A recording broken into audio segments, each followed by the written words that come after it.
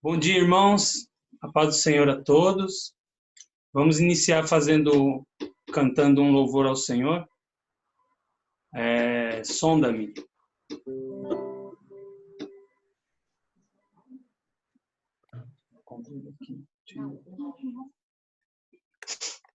Só um minutinho aqui.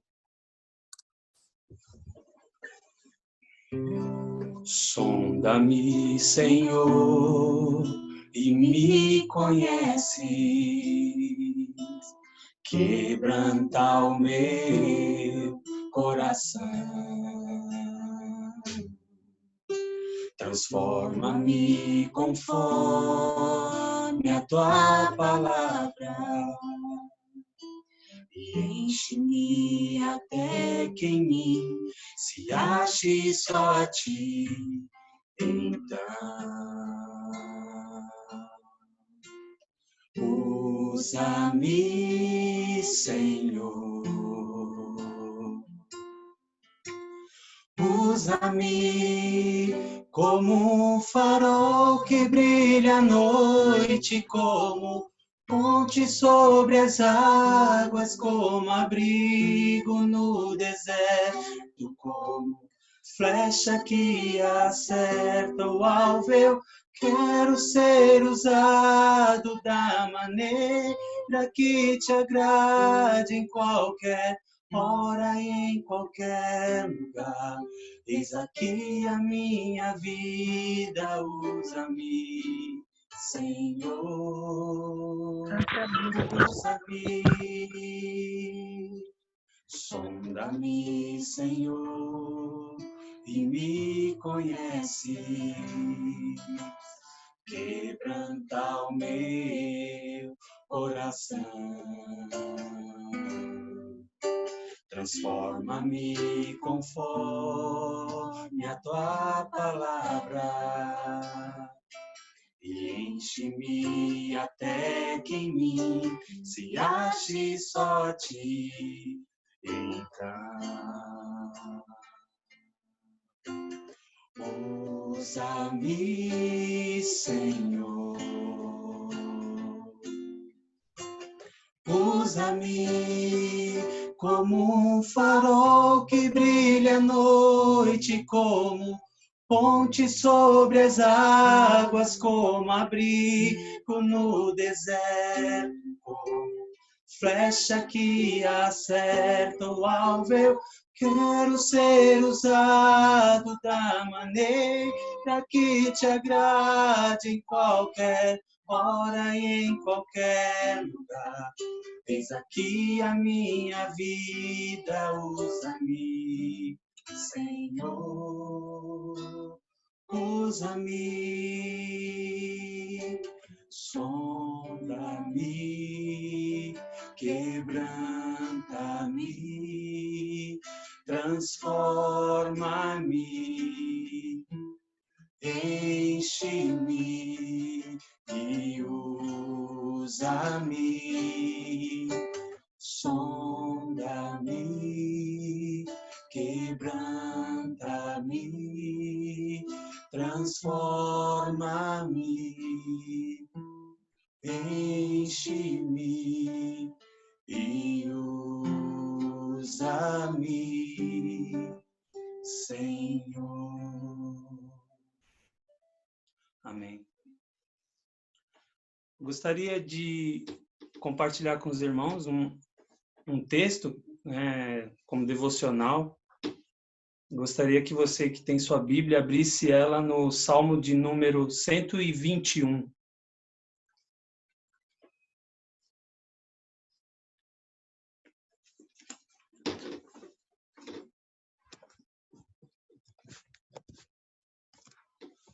Salmo capítulo 121.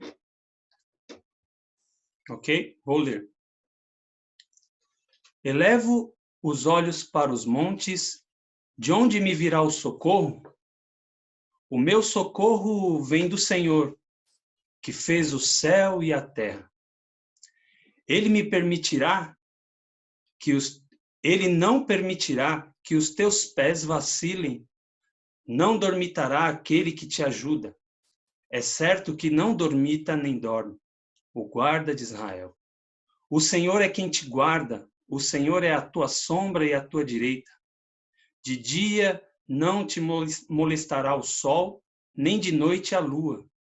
O Senhor te guardará de todo mal, guardará a tua alma.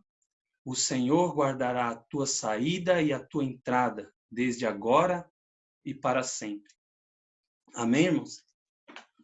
Bom, esse salmo é um salmo belíssimo, né? Muito conhecido. E ele vem ao encontro dos dias que nós estamos vivendo, dias muito difíceis, né? Dias de angústia, de tristeza, famílias enlutadas, pessoas preocupadas com o futuro, pessoas doentes, notícias de pessoas próximas infectadas com esse problema gravíssimo que atingiu a humanidade, né? Dentre outros problemas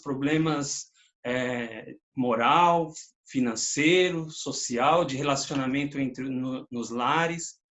Então, nós vemos a grande necessidade, né, que as pessoas têm de um socorro, né?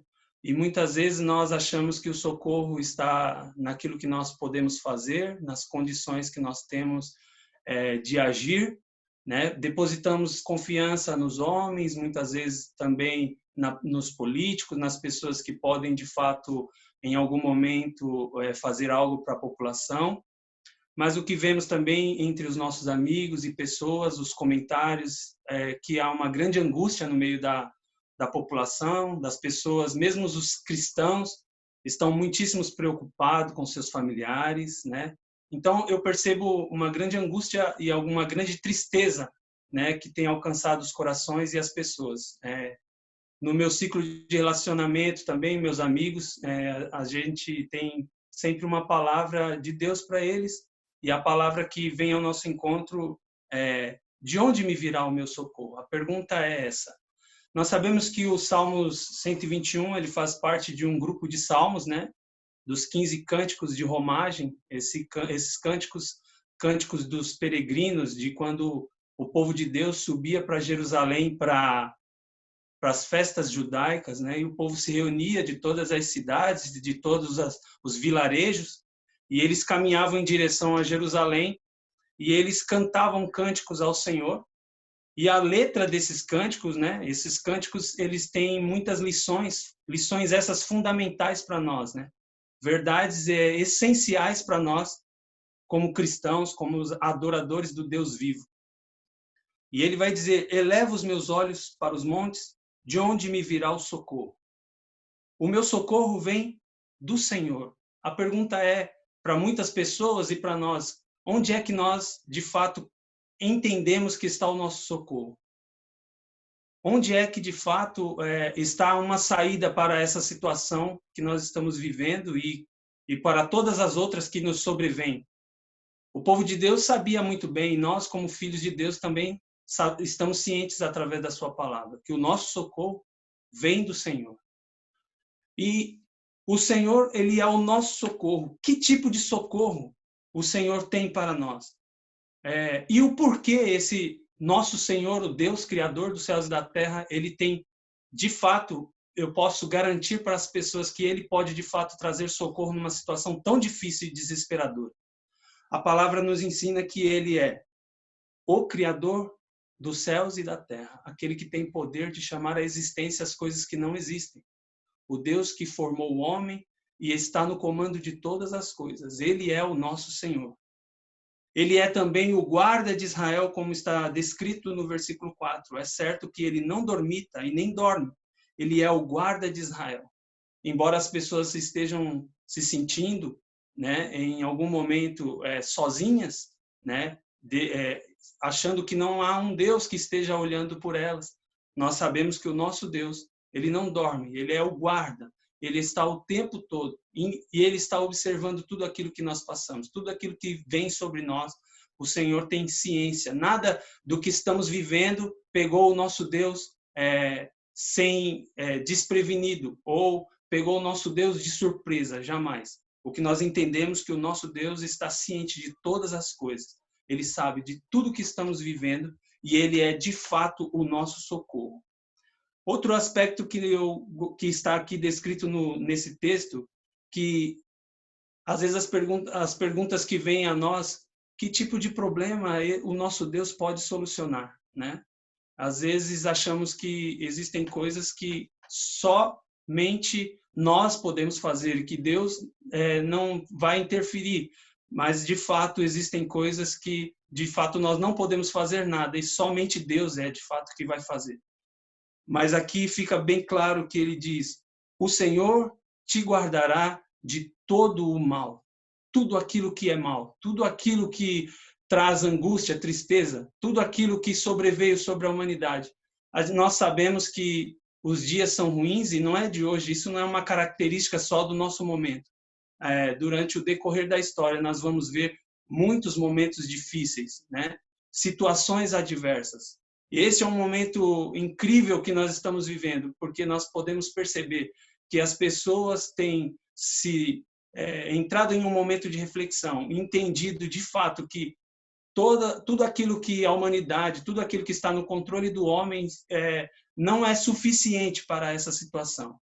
Todo o refúgio, de fato, está em Deus para uma situação tão grave como essa. Então, nós devemos descansar cientes de que o nosso Deus é poderoso e Ele, de fato, é o nosso socorro. A mensagem que eu tenho para nós que estamos em estudo e para as pessoas que estão nos assistindo pela internet, que possivelmente acessarão esse vídeo, a mensagem que eu tenho para você é que o Deus soberano, o único Deus, é aquele que tem socorro para a humanidade, para mim e para você, para o seu problema, para a sua situação, para a situação mundial. Esse problema que é tão grave que o dinheiro não é capaz de solucionar, nem mesmo todo o amparato da medicina é capaz de solucionar por total essa situação no momento. Nós sabemos que temos um Deus em quem nós podemos confiar. Elevo os meus olhos para os montes. De onde virá o meu socorro? A resposta é para mim e para você. O nosso socorro vem do Senhor, que fez os céus e a terra. Quando é que Ele vai nos livrar? Em que dia? Em que momento? Quando é que Ele pode fazer isso por mim e por você? Versículo 8. O Senhor guardará a tua saída e a tua entrada. Quando você entrar, quando você sair. Quando? Desde agora e para sempre. Devemos descansar no Deus que tem poder de agir em qualquer tipo de situação. Seja qual for o seu problema, creia que Deus tem poder para te abençoar. Esta é a mensagem. Eleva os meus olhos para os montes. De onde virá o meu socorro?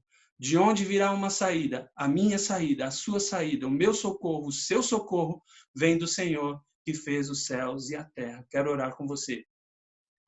Querido Deus e Altíssimo Pai, muito obrigado, Senhor, pela tua palavra. Muito obrigado, Pai querido, por este dia. Muito obrigado pelas pessoas que estão reunidas neste momento. Muito obrigado pelas pessoas que estão assistindo este vídeo. Que o Senhor, ó Pai querido, visite com misericórdia, que o Senhor abençoe, que o Senhor restaure, que o Senhor cure, que o Senhor supra, que o Senhor entre com salvação nos lares, ó Pai querido, restituindo vidas, que o Senhor faça a sua vontade no nosso meio, Senhor. Sou grato a Ti, Senhor, por tudo que o Senhor tem feito por nós, pela minha vida, pela vida de todos aqueles que estão nos ouvindo. Que o Senhor continue, ó Pai querido, entre nós, nos abençoando, nos direcionando, que a Sua palavra, ó Pai querido, de fato, Senhor, seja aplicada em nossas vidas, que nós possamos viver tudo aquilo que falamos, tudo aquilo que estamos aprendendo de Ti. Que o Senhor seja glorificado em nosso meio. Eu te peço tudo isso em nome de Jesus. Amém. Amém, Jefferson, muito obrigado. Selma também, pelo apoio aí no louvor. Meus irmãos, hoje eu que acompanharei aqui, conduzirei a aula. Como de costume, a gente tem feito uma aula de vida devocional, de vida prática cristã, uma vez por mês, para intercalar aí com as aulas da Confissão de Fé. Se o meu áudio falhar um pouquinho, peço que vocês me avisem aí por mensagem mesmo. Talvez eu bloqueie a imagem para a gente ter constância, pelo menos no áudio. E a aula que a gente vai ter hoje é um tema polêmico. Eu espero que todos participem ativamente. E não é porque a gente dá aula que a gente é perito no tema e a gente consegue colocar em prática tudo que a gente vê na... Não, não tá. Então, opa! Agora eu acho que a Valquíria e o Eliel entraram. Tudo bem? Que bom. Então, assim, é um tema difícil. Eu espero que vocês participem e não olhem para mim aqui como sendo o perito nisso que consegue colocar em prática todas as coisas, por favor, tá? Sou pecador igual a vocês. Então, o tema é este aqui, ó. Vou colocar na tela de vocês. Vocês estão conseguindo ver aí? Sim? Julgamento entre irmãos. Polêmicas na Igreja é desse livro do Augusto Nicodemos, tá? Chama Polêmicas na Igreja. É um livro muito interessante, recomendo a leitura caso vocês tenham interesse aí em temas polêmicos. Vamos lá. O que é julgar? Quem tiver aí interesse, desbloqueie o áudio e participe, por favor. O que é julgar? O que vocês acham?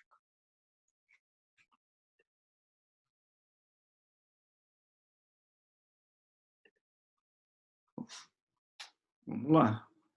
Participem aí, meus irmãos.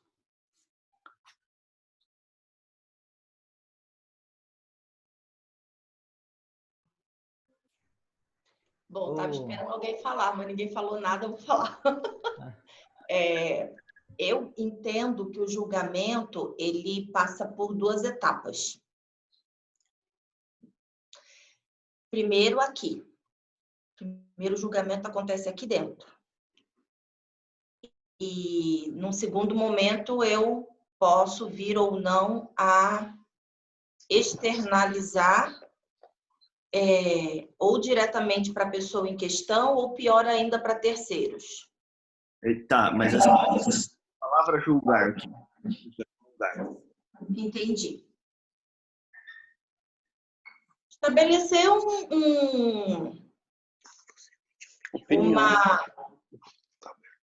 um termo jurídico, né? Como a questão da justificação também, né? O julgamento seria um termo jurídico. Então, quando a gente decreta uma sentença sobre alguém, no nosso pensamento, num primeiro momento, que não necessariamente está correta. Certo. Essa sentença. Rafael. Diga. Oi. Então, na minha opinião, exatamente, está bem próximo do que a Cris falou. É dar um veredito, né? A gente analisa uma situação e vai dar um veredito. Você quer dando uma aprovação ou uma reprovação, de acordo com o ato com a ação que aquela pessoa cometeu, né? Certo. Analisa o ato de alguma pessoa e verifica, analisa se ela está correta, se está incorreta, se ela é inocente, se é culpada, né? Então, está analisando algo que outra pessoa fez para dar uma aprovação ou reprovação. Dar um veredito, né? Acerca, uma sentença mesmo, né? Acerca da ação que ela cometeu. Rafael, Oi. acho que assim, julgamento é uma questão, né? Pode ser interno ou externo, quando você expressa, com base naquilo que você tem uma ideia da pessoa, com base naquilo que você vê ou ouve da parte dela, né? Então, eu acho que assim, ainda que você não fale, mas é de acordo com aquilo que ela pensa também e expressa. Eu acho que julgamento é mais ou menos isso. Certo. Eu coloquei aqui algumas definições que eu peguei. Veja se vocês concordam. Não sei se dá para ver aí, porque as carinhas estão na frente. Mas decidir é julgar. Formar conceito, que é o que vocês estão falando, né? Emitir um parecer e considerar. Isso são todos sinônimos de julgar, né? E como é difícil a gente lidar no meio da igreja, né, que é o nosso contexto aqui, com essa questão do julgamento, né? Muito, muito, muito difícil mesmo. E eu queria saber a respeito, a opinião de vocês. É possível um irmão julgar o outro? E o que vocês acham? Sim. Sim. Sim? Alguém tem uma opinião divergente?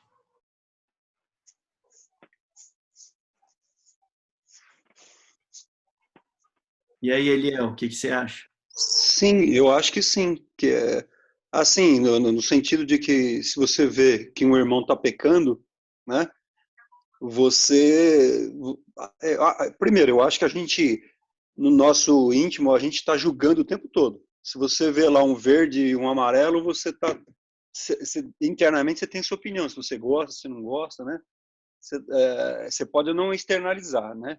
E principalmente nesse caso, se a gente vê alguém cometendo, um irmão, né, cometendo um pecado, a gente tem por obrigação de chegar nele, conversar, orientar, né?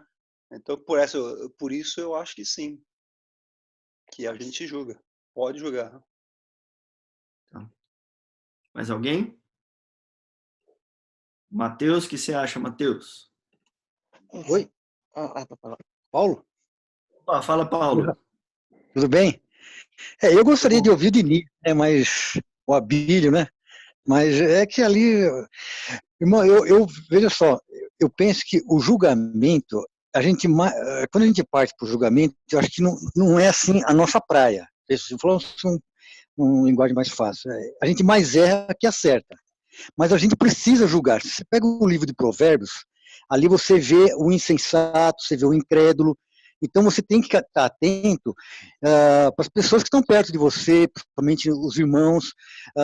Eu acho que o julgamento ele é útil na nossa caminhada para a eternidade. Nossa caminhada, assim, aquilo está me atrapalhando, eu tenho que ficar esperto. Paulo mesmo, o apóstolo Paulo, falou: olha, cuidado com o fulano, ele me atrapalhou. Cuidado com o ciclano. Então, era um julgamento. Era um julgamento que eu vou tá dando uma sentença na vida daquela pessoa, não. Eu estou me precavendo para a minha caminhada celestial. De repente, eu paro de julgar todo mundo e os irmãos estão me atrapalhando e eu estou me desviando e eu tenho que estar atento a isso. Eu tenho que estar vendo. Agora, a questão de, que nem o Eliel falou, bem assim, é isso mesmo, é de você orientar o irmão. Agora, a sentença de juiz, assim, como você está condenado, você é isso, eu acho que a gente, nessa linha, a gente mais erra que acerta. Porque a própria palavra fala assim, olha, o julgamento pertence ao Senhor. Então a gente pode orientar e parar aí. Agora, o que o irmão está fazendo uma coisa que me atrapalha na minha sequência da minha vida espiritual, aí eu tenho que ficar esperto. Eu tenho que tomar uma decisão, eu tenho que me afastar da rodinha dos escarnecedores, são julgamentos. Aqueles ali são escarnecedores. Eu estou atento, eu nasci ontem, eu sei o que está acontecendo ali, eu fujo dali. E como José fugiu a mulher do lado no Egito. Agora, eu penso, eu não sei, eu estou falando uma opinião minha, entendeu? Eu já vi na igreja pessoas julgando outros irmãos, às vezes sem saber, porque você vê, num processo jurídico, existem várias partes, existem vários tempos, vai uma série de sequências, de protocolos, que é justamente para tentar acertar. E às vezes a gente não vê um lado e não vê o outro e já julga, e irmãos que foram julgados assim, depois com o tempo a coisa foi totalmente diferente. E houve até uma questão de vergonha, falou, nossa, eu julguei o irmão e não sabia que ele era inocente. Então, eu não sei, é uma ideia, se te ajuda aí. Obrigado. Obrigado. Mais alguém? Viu, Rafael? Eu acho que, assim, que eu penso, eu não estou pensando no termo jurídico, né? Mas no dia a dia, a gente, como você disse aí, a gente forma conceitos, né? E o julgar que eu digo é no sentido de analisar, né? De avaliar o que é certo e o que é errado. Agora, ao contrário de condenar, né? Eu acho que a gente não pode condenar, né, as atitudes. Então, a gente vê o que é bom, retém o que é bom, né? E se afasta daquilo que é ruim. Então, nesse sentido, a gente está julgando, né? A gente tá avaliando conceitos e posturas e tudo mais. Então é nesse aspecto. Então o que a gente acho que é errado é que a gente não pode condenar, apontar e condenar. Tá? Mais alguém? O Rafael, não sei se se enquadra aí no caso de julgamento, mas dependendo da atitude de um membro da igreja, se ela for assim muito reprovável, então eu acho que a gente deveria analisar e julgar até para que essa pessoa seja disciplinada, porque se ela continuar no erro, né, o caso pode se agravar, né? Então, tem que haver um certo julgamento, mesmo que seja interno ali, exatamente para que o membro seja disciplinado, né? E as coisas voltem ao normal e essa pessoa reconheça que esteja errada, né? Eu creio até que é bíblico mesmo. Tratar dentro da própria igreja mesmo, né? Não precisa levar para as autoridades, mas trata aquele assunto primeiro entre os irmãos ali. A ideia... Obrigado, Ivair. A ideia é essa mesmo, a gente emitir nossa opinião agora, porque a gente vai passar alguns textos bíblicos para ver como a Bíblia enxerga essa situação e o que a gente deve fazer de acordo com a Bíblia, tá? Eu vou passar agora uns textos. Quem achar aí pode destravar o áudio e ler, por favor. Estão vários textos aí. Quem for achando pode destravar e ler.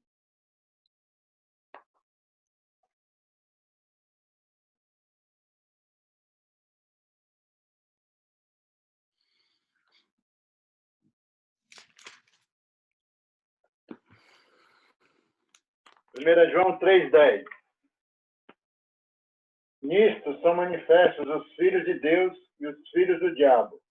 Todo aquele que não pratica a justiça não procede de Deus, nem aquele que não ama a seu irmão. Isso. Esse versículo está aí porque é interessante pensar que João é o apóstolo do amor e chama alguns de filhos do diabo. E fala que esses daí não são filhos de Deus, esses não procedem de Deus. Então ele emite claramente um julgamento, aqui um juízo, né, a respeito das pessoas de acordo com o que ele compreende que está certo e errado da situação. Né? Vamos lá. Quem mais? 1 Pedro 22. Vai lá.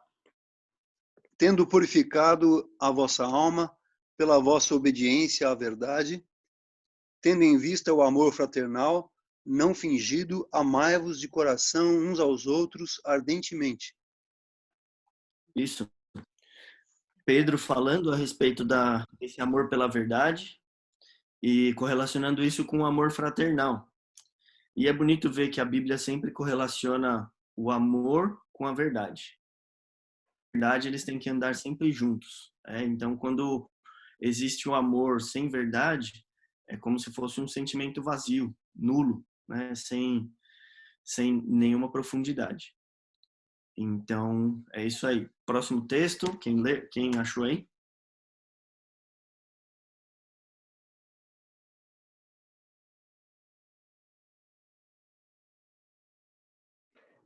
Mas, seguindo a verdade em amor, cresçamos em tudo naquele que é o cabeça, Cristo.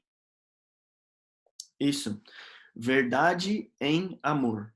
Então, são duas coisas que sempre andam juntas. Você não pode amar uma pessoa e faltar com a verdade para com ela. Né? Vamos lá, Eclesiastes 8:5, quem achou?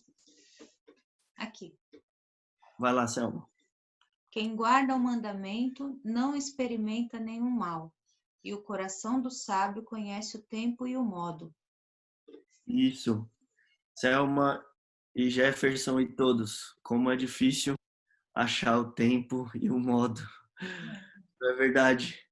E além desses versículos, eu acho que a ideia do tema é a gente refletir mesmo as nossas próprias atitudes para com os outros, coisas que a gente fez e que deveria ter feito de forma diferente, em um tempo diferente. Então, para os que são mais próximos aqui, eu acho que talvez a gente já tenha tido, né, experiências de julgamento, às vezes um julgamento que pode ter trazido bênção, mas talvez tenha sido da forma não da forma como deveria, ou não no tempo como deveria, e como é importante a gente ter essas lições para a gente aprender, né, o julgamento, fazer da forma como a Bíblia ordena.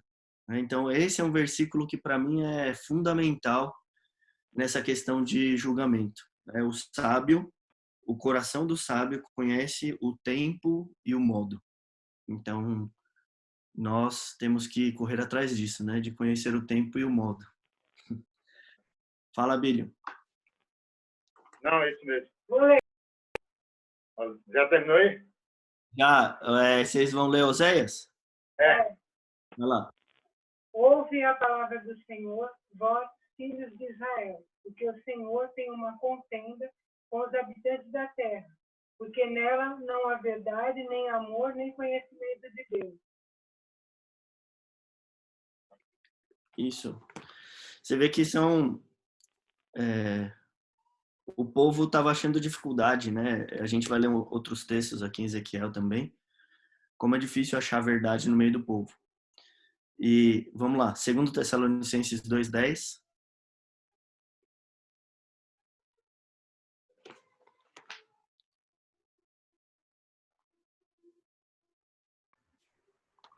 Rafael.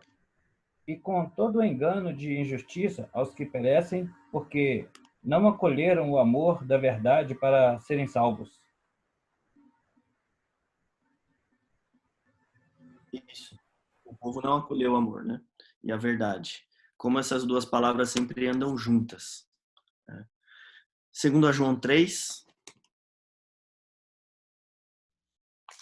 Graça, misericórdia e a paz da parte de Deus Pai e de Jesus Cristo, o Filho do Pai, serão conosco em verdade e em amor. Isso. Mais uma vez, um versículo falando sobre verdade e amor.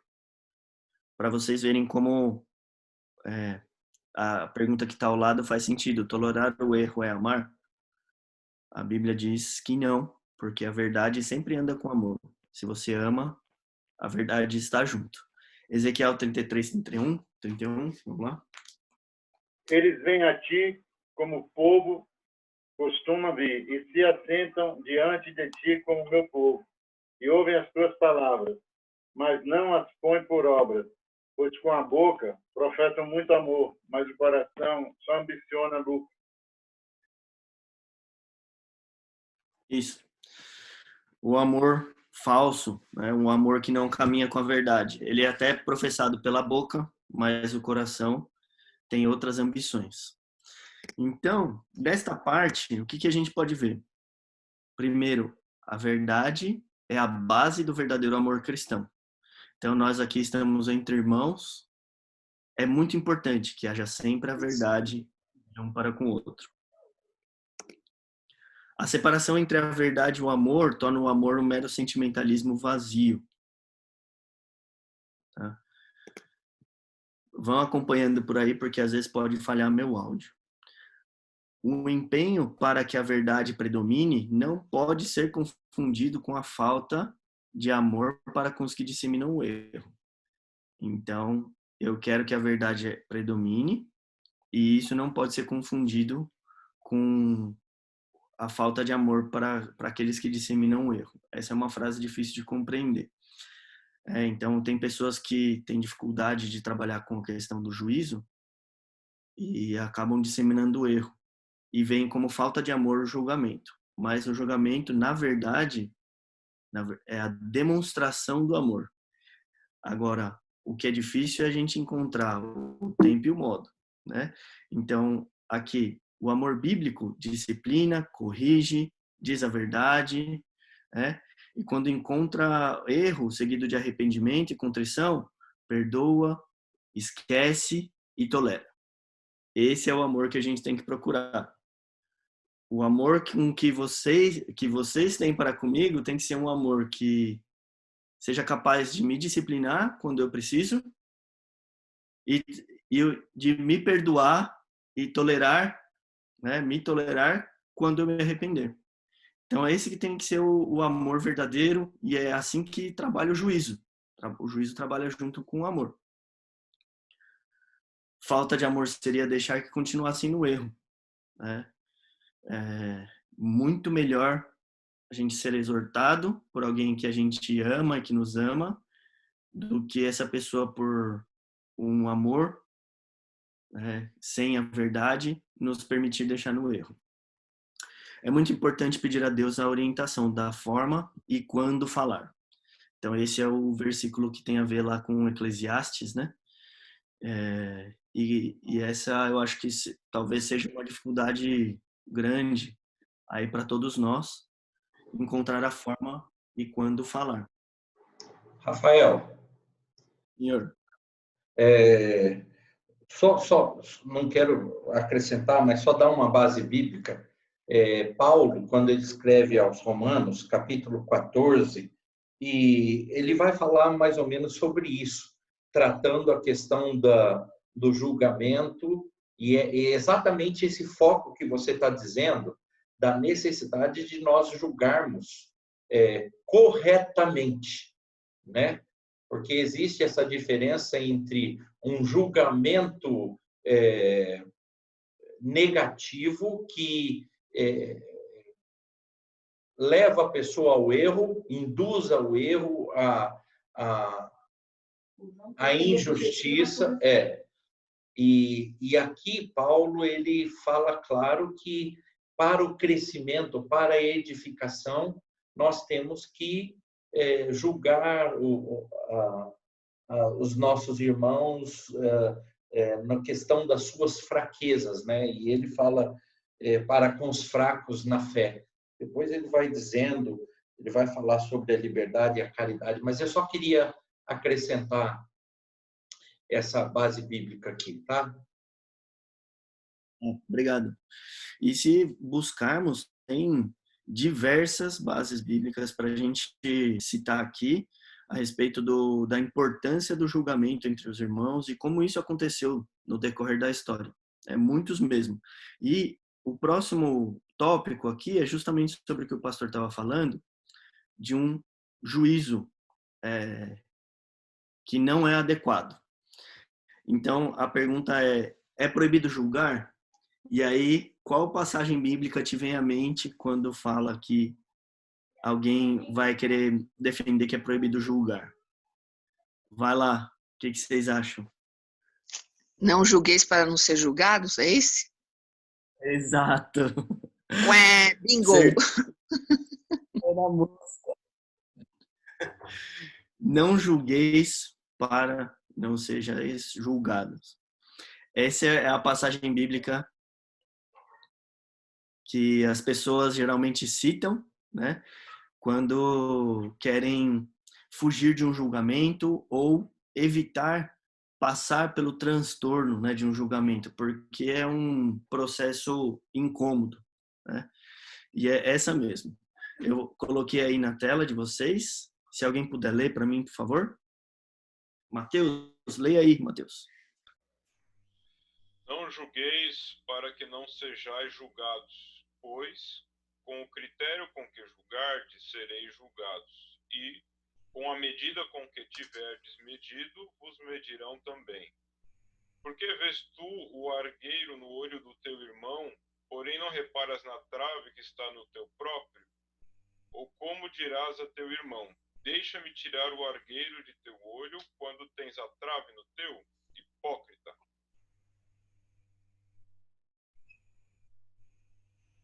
Isso. Esse é o texto mais utilizado para quem pensa em não julgar e não passar por julgamento. Não julgueis para que não sejais julgados. Só que a gente tem que olhar o texto inteiro. E o que o texto inteiro diz? Aqui ele está dizendo que o critério que você usar, vão usar com você. Então, se tem alguma coisa no seu olho, você não pode tirar ainda do olho do outro, né? O que isso abre para a gente discutir? uma coisa que chama juízo temerário. Vocês têm ideia do que é o juízo temerário? E aí? Alguém sabe o que é isso? Eu não sei exatamente o que é isso, mas eu penso que a gente tem que tentar ser irrepreensível, né? Seguindo os caminhos aí de Jesus. Eu sei que ninguém é perfeito, mas a gente tem que tentar ser irrepreensível, conhecer bem a palavra, né? Para a gente poder chegar para um irmão para orientar, para repreender e tudo mais. Agora, se eu estou claramente mostrando que eu estou fazendo coisas erradas e tudo, né? Como é que eu posso? É o que diz aí, né? Se eu tenho uma trave no meu olho, como é que eu vou falar do cisco no olho do irmão? É isso. Uhum. Mas alguém tem uma ideia do que seja o juízo temerário?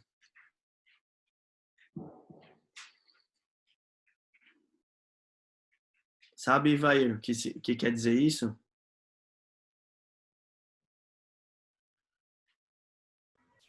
Não, Rafael, mas eu pensei,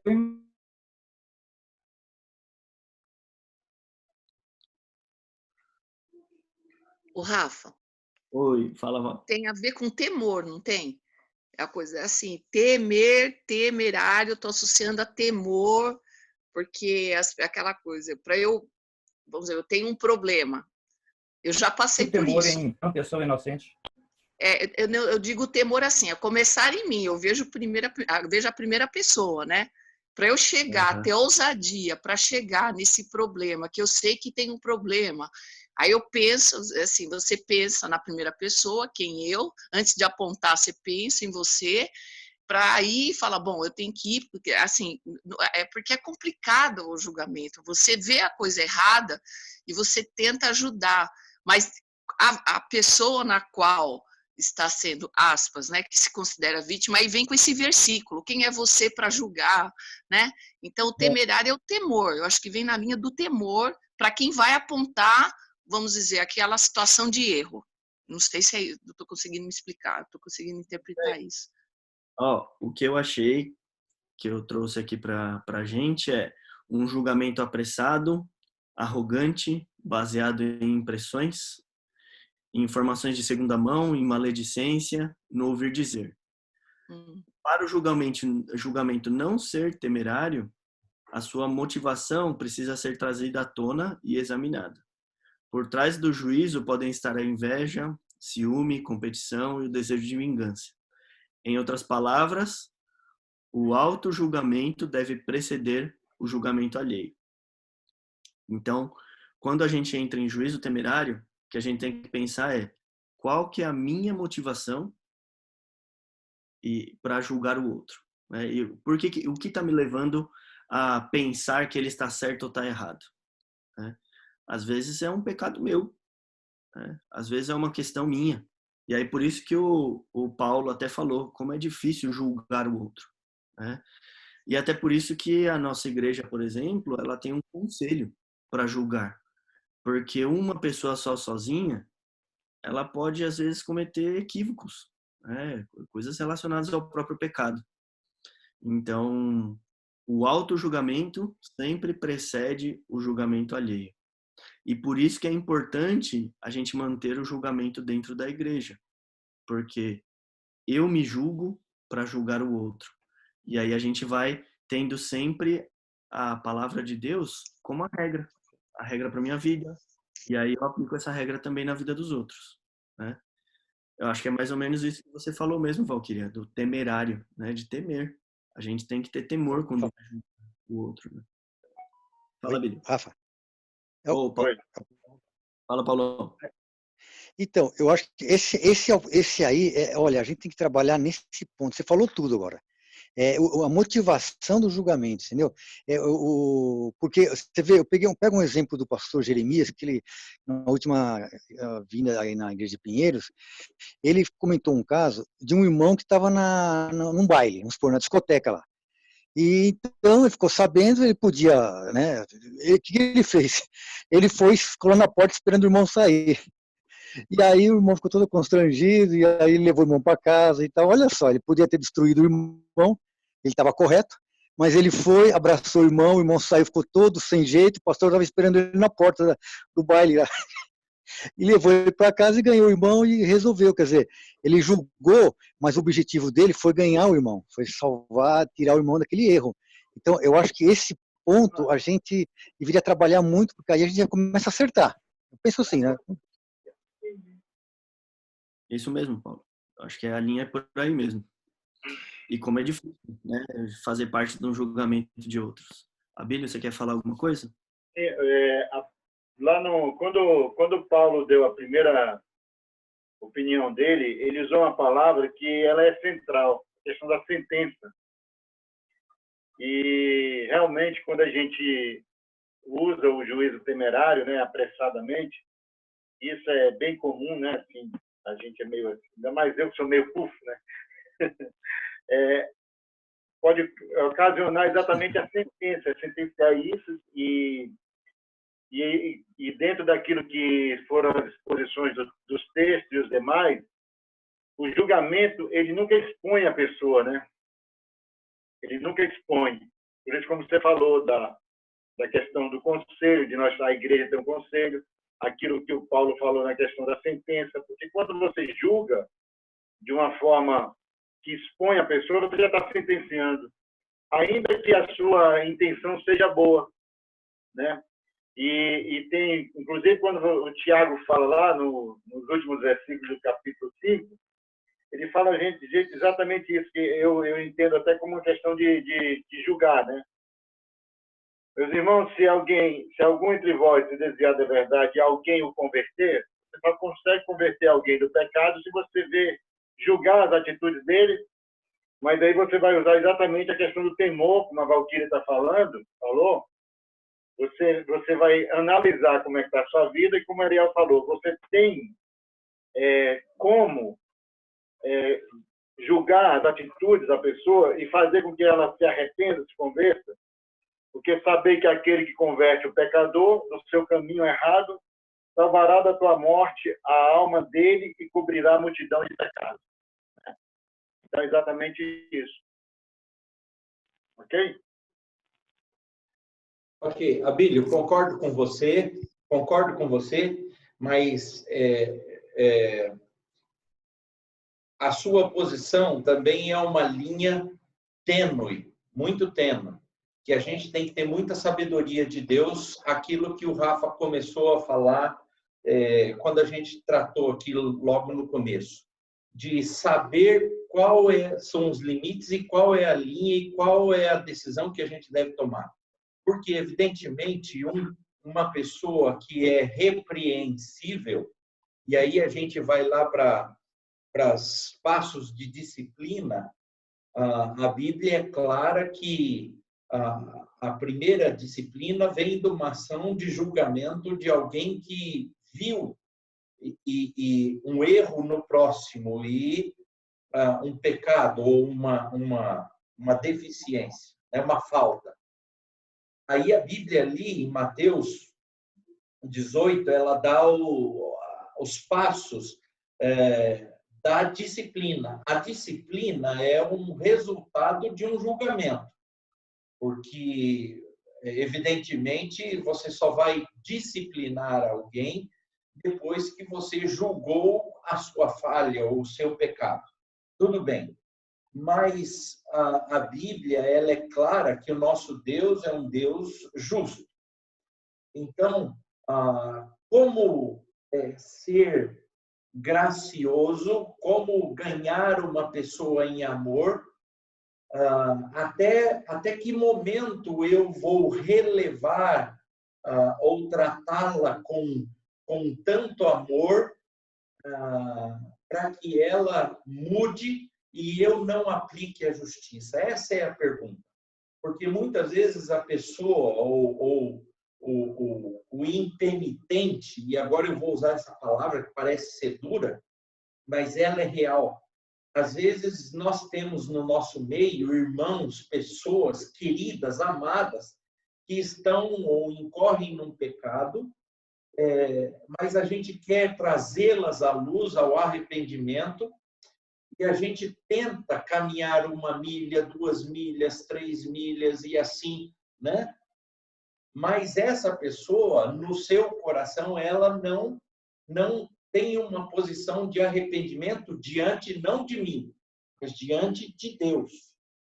Então, nesse momento, eu penso que o julgamento ele deve ser efetivo, ele não pode ser também temerário, porque esse temerário ele pode, no seu sentido negativo, ser aquele negócio que você vai, não, passa a mão na cabeça, vai deixando para frente, não trata, não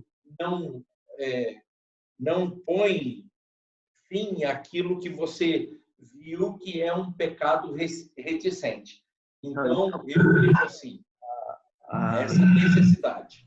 É isso mesmo. Assim, desde o começo a gente viu, né, que não devemos tolerar o erro do irmão, certo? Isso a gente já está claro com aqueles versículos que a gente viu no começo. O que a gente tem que ter cuidado é para que haja, se houver um juízo temerário. Isso é um problema. Então, que isso não aconteça. Ivair, quer falar uma coisa? Sim. Eu me lembrei de uma passagem, de outra passagem bíblica aqui, que talvez seja até polêmica, eu não sei se você ia tratar desse assunto também. Está lá em 1 Coríntios 5. Isso. Posso falar? O que acontece? Estou com ela aberta aqui, quer que eu leia? Eu também estou. O Paulo ali, ele falou que, não sei como vocês aguentaram essa pessoa até agora. Ele deveria ter expulsado ela da igreja. O cara, ele tinha caso com a madrasta. Então, existe um limite desse tratamento do pecado dentro da igreja. Chega uma hora que ele manda entregar Satanás. Pois é. Né? Para que a sua alma seja salva. Né? Isso. Então a ideia é exatamente essa. É importante fazermos juízo. Temos que tomar muito cuidado com o juízo temerário. É importante que a gente primeiro faça o julgamento de nós mesmos, para depois entrarmos nesse julgamento do outro, e aí ele deve ser feito como está na Bíblia. Mateus 18 é um outro texto que fala bastante de julgamento, né? Você vai lá e exorta o seu irmão, ele se arrependeu, você ganhou um irmão. Se ele não se arrependeu, vai com 2 ou 3. Se ele não se arrependeu, leva ele para a igreja. E se ele assim não se arrependeu, você tem ele como incircunciso, como ímpio. Tenha-o como ímpio. Então, o julgamento pode chegar num ponto desse, né? O que eu queria ressaltar aqui no temerário é o auto-julgamento sempre precede o julgamento alheio. E a gente estando em conselho, em grupo, né, a gente evita que o nosso próprio pecado atrapalhe o julgamento do outro. Então, isso é uma coisa que a gente tem que levar em consideração. O restante daquele texto que a gente leu, alguém pode ler os últimos versículos? Hipócrita, tira primeiro a trave do teu olho e então verás claramente para tirar o argueiro do olho de teu irmão. Não deis aos cães o que é santo, nem lanceis ante os porcos as vossas pérolas, para que não as pisem com os pés e, voltando-se, vos dilacerem. Isso, essa é a continuação daquele não julgueis para que não sejais julgados. E veja que ele cita essa da trave no teu olho e o cisco no olho do teu irmão, e ele não diz assim, então, já que você está com uma trave no olho, deixa aí a tua trave, deixa o cisco no olho do irmão e está tudo certo. Não, o que ele diz aqui é, tira a trave do teu olho, e então verás claramente para tirar do olho do teu irmão.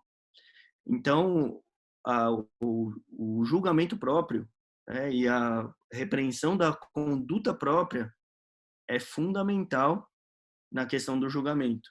E nós, entre irmãos aqui, temos que ter essa autoridade divina e essa liberdade para exercermos o julgamento um na vida do outro. Eu necessito da ajuda de vocês, meus irmãos mais próximos, para me dizer se eu estou em alguma conduta errada e que venham, me exortem para que eu possa me arrepender e voltar, né? E eu acho que todos nós necessitamos disso. Aqui, a conclusão é: o Senhor nunca nos proibiu que julgássemos os outros. O que ele condena é que façamos de maneira hipócrita, maldosa e arrogante. E essa é a dificuldade, meus irmãos. Nosso pecado influencia no julgamento que fazemos do outro. Por isso que o Paulo falou logo no começo que é muito difícil julgar. E é mesmo, né? E por isso que a gente tem que fazer com temor a Deus, buscando o amor, né? A Deus, buscando o bem do irmão. Olha só, julgar é parte essencial da vida cristã. Somos diariamente chamados a exercer o papel de juízes. Olha qual a nossa motivação: amor às pessoas e zelo pelas coisas de Deus. Isso que deve ser o nosso grande motivador, né? Quando a gente exorta um irmão, não é visando o mal dele, mas é para que ele seja reconciliado. Eu imagino que entre nós aqui já tenha acontecido situações de que algum irmão foi exortado, se arrependeu, houve arrependimento, houve perdão e as coisas melhoraram, né? Deus faz essas coisas no meio de nós, né? Através de nós e trata o irmão, mas trata a gente também. Então esse é um processo maravilhoso que traz bênçãos para a igreja. Outra conclusão: quem nunca julga contribui para que o erro se propague e as pessoas continuem equivocadas. É importante estarmos em conjunto, em amor e verdade. Amor e verdade devem caminhar juntas, né? E, finalmente, quem não julga mostra que não tem convicções. E, por isso, torna-se cúmplice de mentiras, heresias e atos imorais e antiéticos.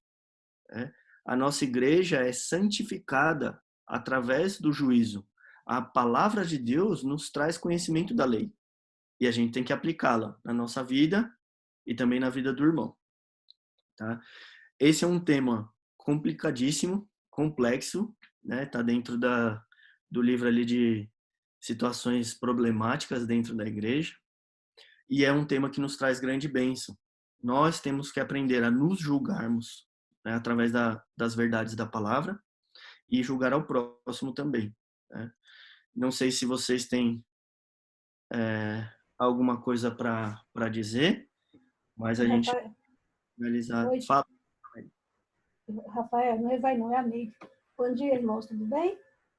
Bom dia. Então, eu vejo que essa parte de julgamento aí, eu não sei se você vai falar depois, mas é uma via de mão dupla. A pessoa que está julgando, ela tem que olhar por ela, mas também tem a parte do julgado. Muitas vezes você vai falar alguma coisa com o irmão para ajudá-lo, né? E o irmão não recebe isso bem. Então, também tem que ter uma coisa que a igreja tem que ter uma certa, entre aspas, ser humilde, de ouvir aquilo que o irmão está falando. Muitas vezes a pessoa não aceita.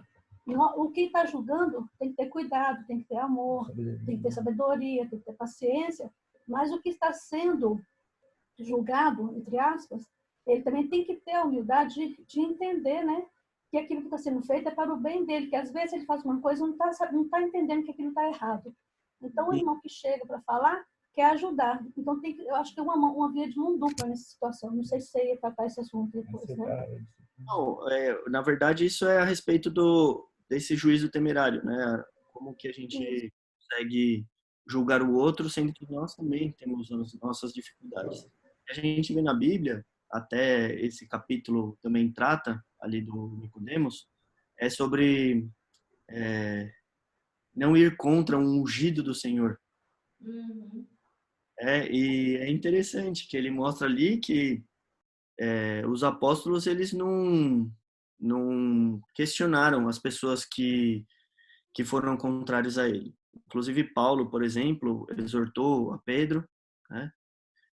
Tiveram tantas exortações ali entre os próprios apóstolos e eles reconheceram, aguentaram. Paulo aguentou muita acusação, até indevida, né, calado, sabendo que esse era um sofrimento de Cristo. O Cristo sofreu isso, então eu estou feliz por sofrer também. Então essa situação de o julgamento dentro da igreja, eu acho que a importância é reconhecermos como ela é fundamental para a santidade da igreja. E quando eu falo de julgamento, não é só quando abre um inquérito e a pessoa é julgada. Não, é irmão com irmão. Né? Igual você falou, Mary. Às vezes eu e o Abílio, né? Quantas vezes, né? A gente já teve situações assim, de um para com o outro, né? E às vezes fica meio dolorido um dia, 2 dias, e já já a gente vai lá e abraça de novo e tá tudo certo. Então, falar para um irmão, eu acho que isso é importante, falar para o irmão, olha, tudo que eu achar de você, que eu acho que você deve melhorar, eu vou falar para você. Porque o julgamento, igual a Cris falou, né? Eu julguei que o Abílio está fazendo uma coisa errada. E eu vou lá e falo para o Mateus. E isso não tem nada a ver com o que a gente estudou hoje. Né? Então, Mateus 18 deixa claro, você tem alguma coisa contra o seu irmão, você vai lá e fala com ele. Aí, se ele não escutar, você leva 2 ou 3. E aí, se ele, num desses momentos, ele se arrepender, você ganhou um irmão. Isso que é a coisa mais gostosa que tem. Então, às vezes, a gente tem até pouco contato com alguém. Passa por uma situação dessa, começa a ter um afeto maior ainda. E você reconhecendo o seu erro mesmo, de, às vezes, não lidou exatamente como deveria, né? Mas Deus agiu de alguma forma e transformou as duas partes. Então, Mary, é importante a gente não ter medo dessa aversão do irmão e que essa aversão do irmão, né, esse medo não nos impeça de, em amor, conversar com ele sobre o que ele precisa melhorar, mudar, e que se acha coisas em você também, então que a pessoa fale e você aceite também em amor. Né? Essa que é o nosso entendimento a respeito do que a Bíblia diz. Amor anda sempre junto com a verdade. Então, se eu amo o meu irmão, se eu falto com a verdade com ele, então esse é um amor fingido da boca para fora. Meu coração está com outras motivações. Né? Essa que é a nossa luta do dia a dia. Não estou dizendo que é fácil, né? Julgar e ser julgado. Mas a luta é para que isso aconteça. A luta é que isso daí vai abençoar a nossa vida. Né? Mais alguém? Eu penso o seguinte, nós vivemos uma geração, quando eu falo nós, eu estou falando dos cristãos, dos verdadeiros cristãos. Eu até quero fazer essa distinção, verdadeiros cristãos. Nós estamos vivendo numa geração onde o cristianismo é vivido à base do melindre, né? Muita gente dentro das igrejas, muito dodói, muito sensíveis.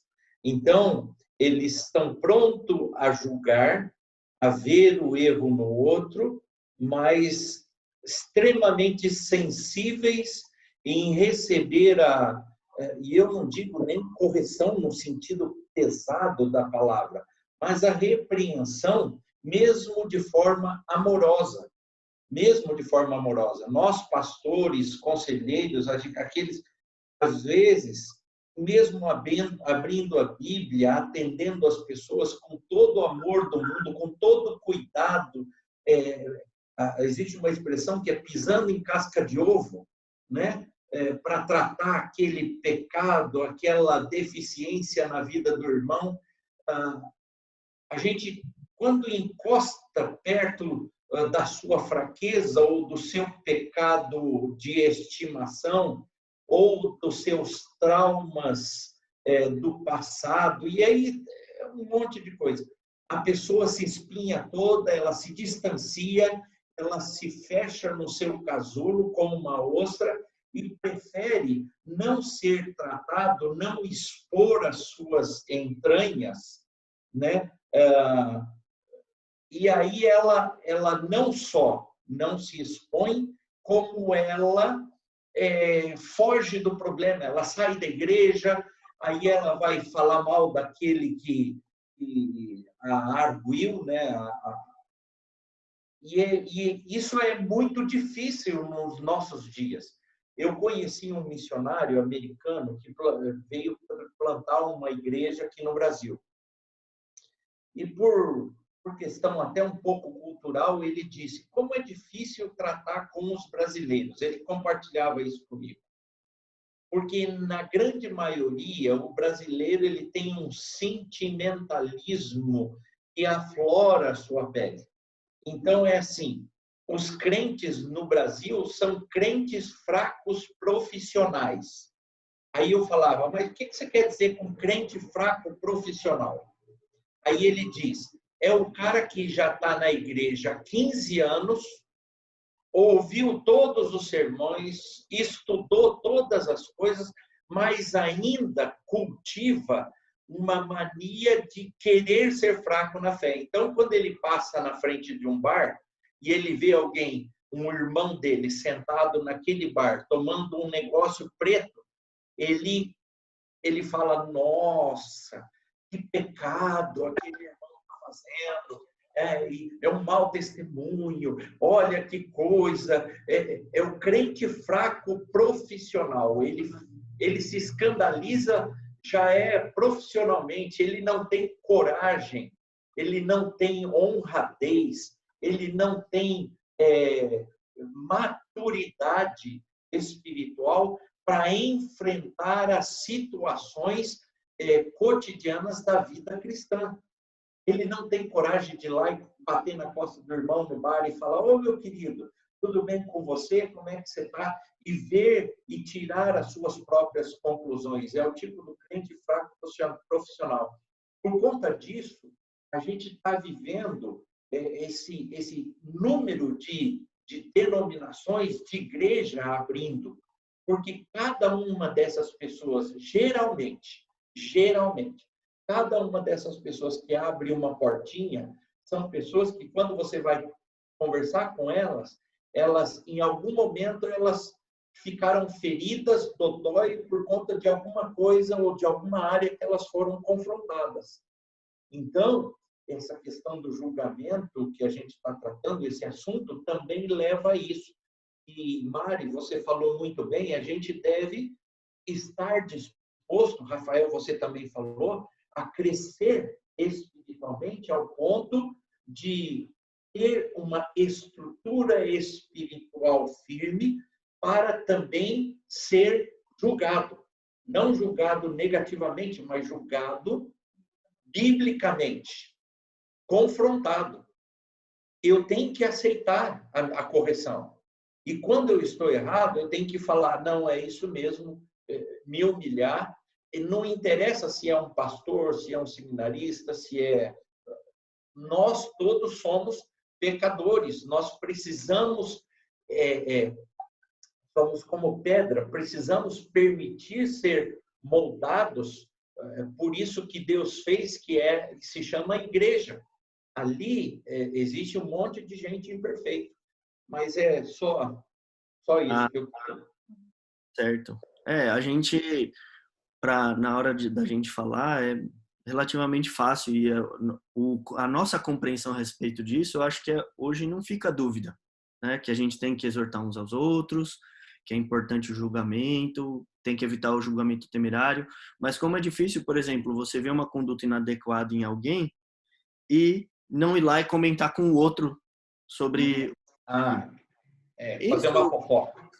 É muito bonito a gente estudar isso e tal, só que o que a gente tem que perceber é, será que eu também não estou fazendo isso? Não estou contando para os outros coisas que eu deveria contar para a própria pessoa?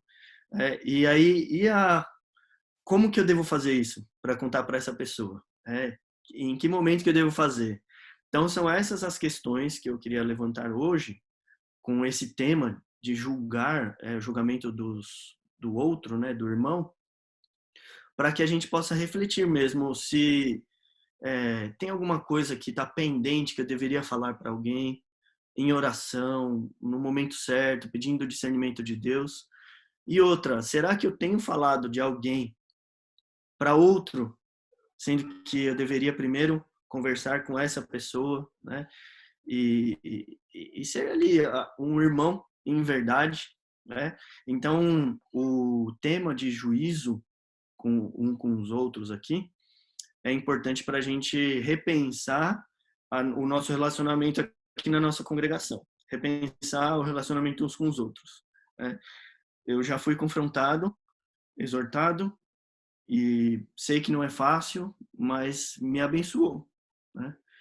E já no passado, já passei por isso algumas vezes, e meu pai era presbítero, por exemplo, e hoje em dia eu pergunto para ele, pai, por que você demorou tanto? E aí meu pai falou assim, eu achei que se eu falasse naquela hora, você não voltava para a igreja.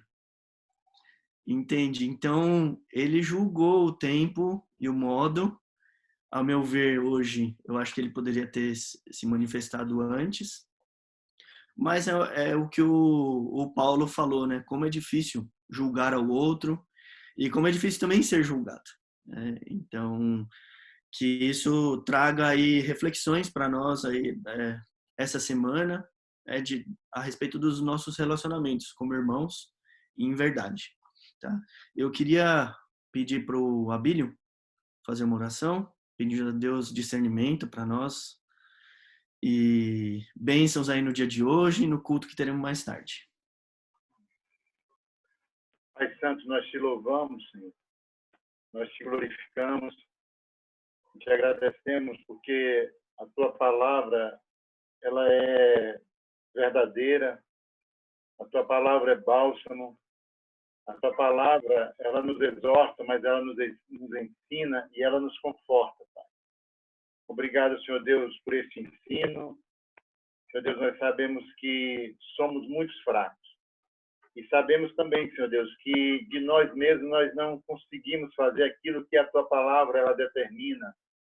Mas nós temos o teu Espírito Santo que nos ensina, Senhor Deus, que nos capacita, e que em nome de Jesus Cristo, Senhor Deus, o teu ensino ele possa encontrar morada no nosso coração e que a gente possa usar esses ensinos para a glória do teu nome. Pai, que o Senhor possa cada dia mais nos capacitarmos, Senhor Deus, que possamos nos voltar cada dia mais para a tua palavra, andarmos segundo aquilo que a tua palavra nos ensina. Pai, eu quero te pedir que o Senhor abençoe cada um dos irmãos aqui presentes, aqueles que não puderam participar, Senhor Deus, que faz parte desta igreja, que o Senhor esteja visitando-os com a tua graça, que o Senhor esteja confortando, consolando, sustentando aqueles que têm situações, Senhor Deus, difíceis, que o Senhor neste dia possa dar a providência, Senhor Deus. E eu quero também te pedir para cada lar, Senhor Deus, aqueles que estão enfermos, que o Senhor os cure. Senhor Deus, aqueles que estão tristes, aqueles que estão se achando distantes, em nome de Jesus Cristo, meu Deus. Que o Senhor visite essas vidas. Pai, que possamos atravessar, Senhor Deus, essa tempestade, essa pandemia, mais fortalecidos no Senhor.